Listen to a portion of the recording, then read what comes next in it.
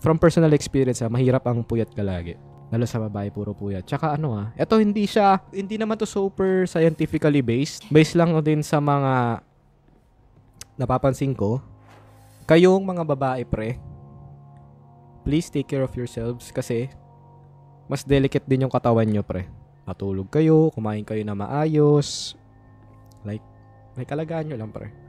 Hindi ko naman sinasabing, oh my God! 10,000 pesos diet every day! Hindi naman. Kumbaga, i-work nyo lang din yung bagay-bagay. Depende lang talaga yung mga bagay-bagay sa tao. Lifestyle din, true.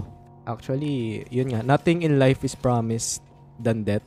Pero, it is up to us to make the most out of our lives every single day. So, nakakamatay ang palaging puyat.